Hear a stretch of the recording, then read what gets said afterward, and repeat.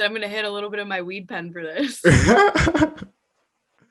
So in this segment, I will read to you Texas sayings and see if you can translate and see what it means. Okay. And we're gonna test your real Texan Texas knowledge. Texan knowledge. Yes. Jam.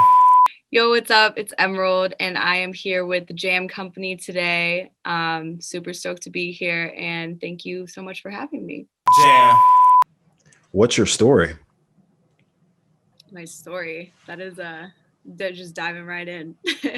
um, so I have been pretty much doing music my whole life. My parents grew up in New York in the era of like 60s, 70s doing jazz music and Broadway and all of that. So they had me, doing plays and listening to jazz music and soul and funk from a very young age. And you know how your parents kind of like throw you in a bunch of things just to see like what you like. And, they had us doing music first. And I was like, oh, I love this. This is what I want to do. And yeah, growing up in Dallas, I didn't really know like the professional aspect of it or like that I could do it for a living. I just loved it. Um, and yeah, I was just playing shows around Dallas for a really long time. I started writing my own music when I was about 7 years old and playing piano. Um, and then I'd say when I was about like 12, 13, I started performing at coffee shops. I would drive to Austin and lie about my age, saying that I was 16 when I was like 14 to play shows there at South by, which was dope. And yeah, I would like just go sneak around places. My parents were like, okay, like she's really trying to do this. All right. And then um, fast forward, I hated school, hated it, like never liked it, never wanted to. I wasn't like an extracurricular kid, nothing like that. So I ended up actually dropping out when I was 17 because I was like, I want to do music. Like, I don't want to sing in choir. Like, I want to do real music. So I moved to LA at 17 and just like saved up from my job, like cleaning pools and babysitting and stuff like that in Texas. And then I got there and I was like, oh, it costs a lot of money to live here. Shit. But yeah, I just honestly started, I only knew a few people, but was just working with different you know, musicians my age and just started writing with them, making shit. And I'd say that it took me about 2 or 3 years to really find my sound and like who I was and what I wanted to do because I had so many influences and figuring out how to channel that. And yeah, just started meeting more people just from being in LA and then started getting more connected and learning the ins and outs of the industry and getting into the creative aspect of wanting to direct my own videos and style and all of that. So yeah, it just kind of like happened super organically in the past like couple of years have just been a blur of just making shit and putting it out and meeting people and yeah, just trying to get it out there. So you're not the only creative in your family. No, actually I'm at the studio right now with my brother. We're in Dallas right now and he's a rapper. And he's actually he's like a cannabis connoisseur as well. He like grows up in the mountains up north, but he raps. So he's in the other room and I'm in here, which is really cool that we get to do that together. And your sister is a comedian, right? She is, yeah. Yes, she's doing really, really well. I'm really proud of her. She's Yeah. yeah. So yeah, your parents raised some talented children. Yeah. I don't they're even like, I don't know, like it just happened. Like I think our whole family is pretty crazy. Like th- they're just like a funny bunch. Everyone's just super loud and has their own personalities and things that they do and like we all just do like a million things and it's really cool the crossover. Like me and my brother are super close and we work a lot together and he's like my mentor in life and like, has taught me so much. So it's dope. I'm very grateful for that. So, what concerts were you sneaking out the house for? So I was sneaking out of the house for, well, a lot of my own shows, but one show that was like, it was the first time I snuck out for like someone else's show, that my mom didn't take me to. Um, I was like, I mean, still, but RIP. I am a huge Mac Miller fan, like huge, huge, huge. Was when he in his like kids days, and I snuck out of the house when I was like 13 to go see him at the House of Blues in Dallas, and we got there super early to go get front row, and it was super small too. This was like when he was just kind of starting out, and it was like the coolest thing. Like I'm getting chills thinking about it now, just because like I don't know. It was the coolest experience and like the energy and uh I don't know. I was like, shit, this is what I want to do. Yeah, he's insane live. He's amazing. But yeah. What's a go-to order from Sprinkles in Dallas? Ooh. I haven't been there in so long, but you just reminded me that that's around the corner. um Temptation. it's temptation. And there's so much good food here. Oh my god. Like I've just been going hard with the food here, the barbecue. Um, I just love the classic red velvet. Like you can't beat it. I'm gluten intolerant and lactose intolerant, but I have to. Like I'll get a stomach ache later, but it's worth it. Or just like the vanilla with the chocolate frosting. So good. So good. Have you jumped on Papa Fred's podcast yet? No, I haven't. I have wait, who who are you talking about? Your your father, right? My dad? Yeah. I was like, wait. So this is something he's like been wanting to start for a really long time, but like hasn't really. Wait, you really did your research? That's crazy. I didn't even know what you were talking about. I was like, no, I haven't. Who's that? Um, no, he's. I don't even know. Has he started that yet? Does he have episodes? Do you know more than I do? Yes, he He has. He does. has he has a few from what I've seen. Oh my gosh, I love that you know more than I do. Damn, if he sees this, he's gonna be like, "What the fuck?" No, I have not, and honestly, offended that he hasn't asked me yet. That's rude. So I'm gonna have to take that up with him when I get home. That's so funny. He's yeah, it's his birthday tomorrow.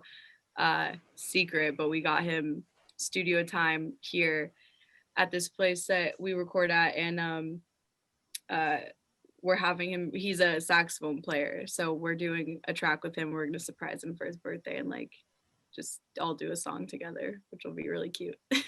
So wholesome. It'll still be a surprise. This won't drop until next week. Okay, perfect. Great. All right, so this is like more of like an advice question for musicians, but what is an EPK or press kit and why is it important for artists to have? That's a good question. I think it's really important. Oh, well, what is it? First of all, is kind of just showing your bio, who you are, pictures of yourself, so that people can get a gist of your vibe, your image, like who you are, your story, um, having your links to your music, and it used to be like this whole thing, which is funny. It used to be like an actual physical press kit where like you had the CD in there and like the whole thing and like a pamphlet, but yeah, and what else is on EPK? Uh any press you've had, or just any accolades or things that you want to, want people to know, but um I think it's really important because when you're sending your music around to people that you want to get heard in a more professional aspect, I think it's the most concise and organized way to be like, here's all the information that you need to know, um and in a nutshell, so that uh, someone can get the full scope. Because I feel like music industry people get a million emails a day and a million this and that. And if you're not organized, then I think you'll have less of a chance to get them to actually dive in. So I think that's the most important part about it. Now, What are some memories that you have of the Profit Bar? A profit bar. Oh my gosh, you're really like digging in the back of my brain here. Holy shit. Even trying to think when did I play the profit bar? I'm gonna have to look that up. How old was I? I don't even remember. I guess I have no early memories. I can't even remember what time it was that I played that. Like that name just like rung a bell in like the files in the back of my head. It's in Dallas. I know that. Damn, this is bad. I should know this. I swear I have short-term or long and short-term memory loss. Um, Profit bar. Can you tell me a little bit about it? Did you do your research? This is a place that you performed at before. Yeah, I know that, but I can't remember which venue because they all blurred together when I was younger. I was doing so many shows and I didn't really like know the scene in Dallas. Like when I was growing up, I would just kind of like pitch myself or like go into random places and like when you don't drive when you're like 13 years old, you don't have any idea where anything is or what anything is because you don't like pay attention because you don't have to. Because I feel like now if you told me that, I'd be like, oh yeah, that's a left on this, left on that. Damn, I'm embarrassed. Well, Get back to describe your experience in the Dallas music scene. um it was really cool. Dallas, well, now I feel like it's a lot more poppin' in the music scene. And there was still stuff like going on back then too, but it was really great practice to because there are some like hardcore music fans and it helped me start developing a fan base and getting experience performing. Um, but yeah, people, all different kinds of people like would come to these shows. It wasn't like one specific kind of person. And like a lot of times I would do like a showcase or I'll be on like a lineup or and then I started actually getting to play my own shows that I was like headlining, I guess, at like a smaller level. But yeah, I'm very grateful for my experience to grow up in a city that had like a music scene. But I'd say like the punk rock scene was like really heavy in Dallas. It still is super heavy in Dallas. So I played at a lot of those bars, which is funny because they were like super grungy and I'd be on a lineup of like all these like punk rock dudes. And then it was just me and I back back then I was doing more like folky country, I guess like soul music, definitely different than what I'm doing now, but I was just really inspired by folk and country music back then. So it's just funny that I was on a lineup with like all these hardcore punk rockers. But yeah.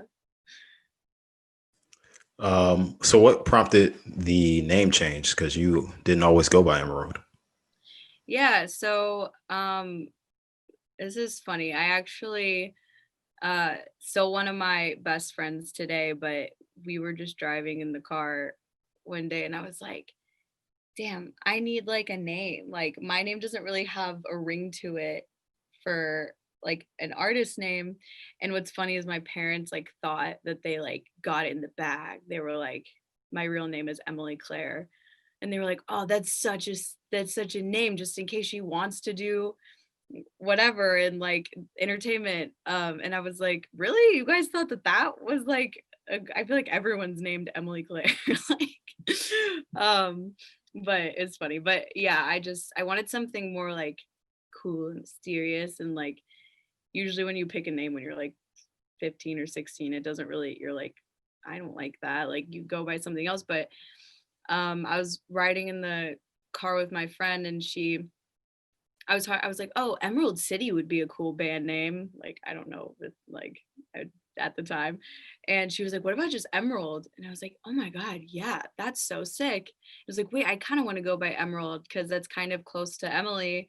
And I always felt weird about like making people call me something different than my name, but like also, whatever. And then it just kind of started sticking or like now people just call me M because it's like a good in between the two. But um yeah, and then I research a stone. I'm like really into crystals and gems and I'm I'm a very like spiritual person. I love metaphysical things, and the actual gemstone itself means prosperity and abundance, but also groundingness and nature and with the earth. And I'm also a Taurus, and those are all the things that like Tauruses are known to appreciate. So it just kind of went perfectly, and it is the stone of the Taurus actually. And yeah, it just worked out. And I've kept it ever since, but had to change the Y. I don't even know why I did that. I was like, there's other letters it could have been or other spellings, but changed it to a Y because copyright stuff. And obviously to buy emeryld.com would be a lot of money because that is the actual word. Right, right. Logistically speaking, yeah, for sure. Yeah. It works out. All right, so we are going to play a new and one time only game Okay. called What in Tarnation Are You Saying? Okay. All right, in this segment, I I hit a will little read bit of to my weed you. pen for this. What was that? So I'm gonna hit a little bit of my weed pen for this. So in this segment, I will read to you Texas sayings and see if you can translate and see what it means. Okay. And we're gonna test your real Texan Texas knowledge. Texan knowledge. Yes. Perfect. All right. So the first one, I could sit still for that. I actually don't. I don't know if I've ever like heard that, but what I think it probably means is like, damn, okay, like I could sit still for that. like it's something that you're enjoying and you're like, I could stop what I'm doing in the middle of my day for that. That's my interpretation of the same. It's pretty close. It's like acceptance. Oh. Oh, like more like it's Oh, more like a like I could sit still for that. Like that's cool. Like if I'm like waiting on food or something, and like oh, you're cool with waiting. Like yeah, I could sit still for that. okay. I like that. I wish I wish I had a Texan accent. So it'll I could sit still for that. right exactly. I wish I had it a little bit like a tiny little twang Yeah. like back in the day, but I lost it to LA. And now everyone's like, "You from LA?" And I'm like, "Oh no." That's why you have to get out of there. Yeah, I went to New York, and then now I'm gonna talk like this, and everyone's gonna be like, "Where the fuck are you from?" uh okay, the next one. He can strut sitting down. What is it?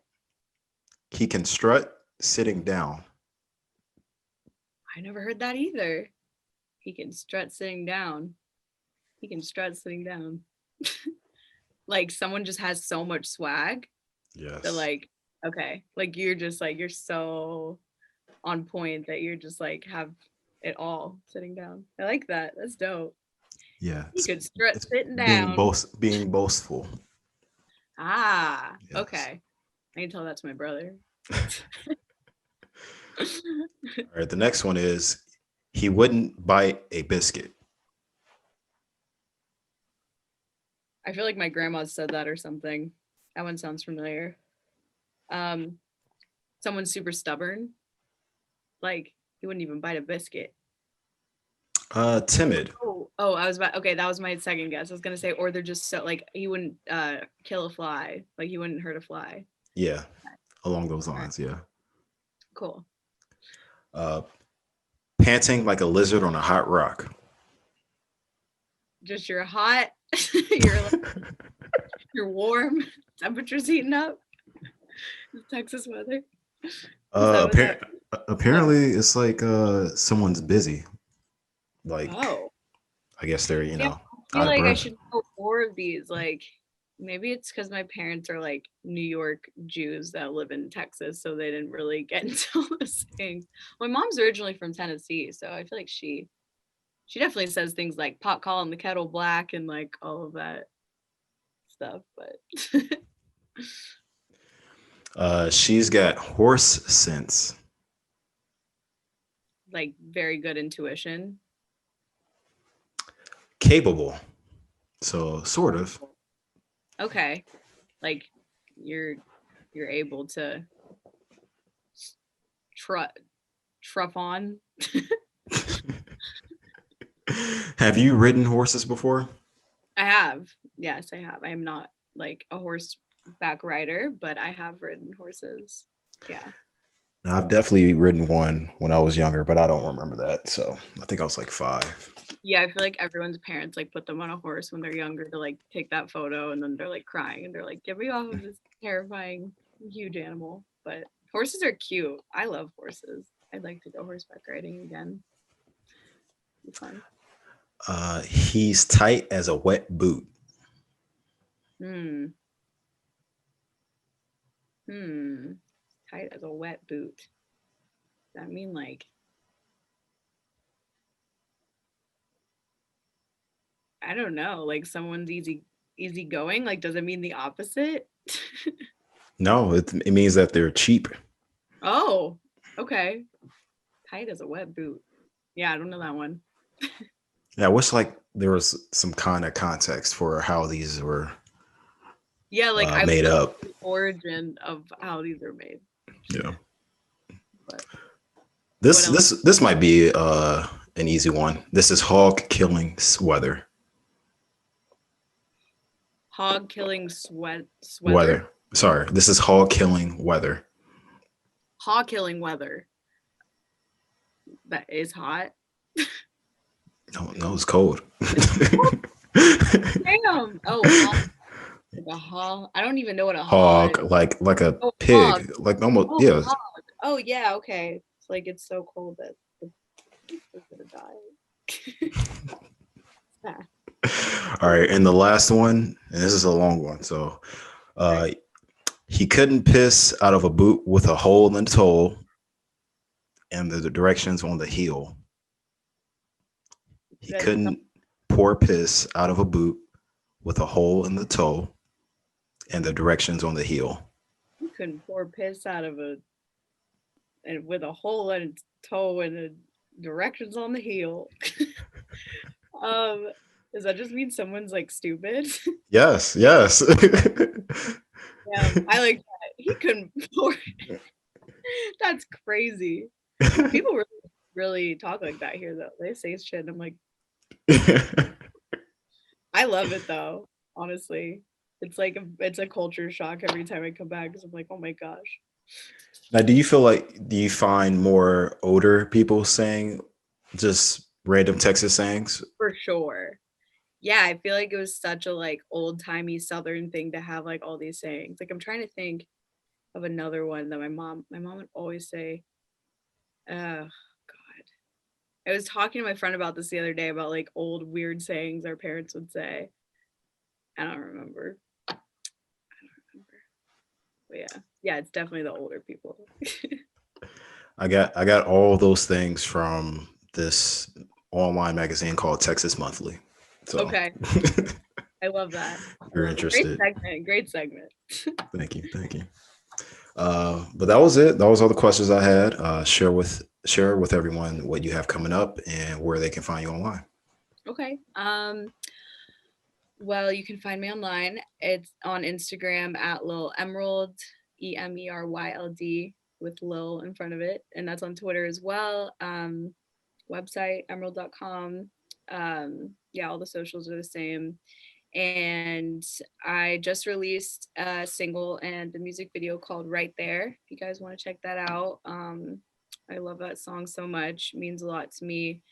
And coming up, I'm working on a bunch of new music and I'm going to be dropping a mixtape this year. This year. I keep forgetting to say, yeah, this year.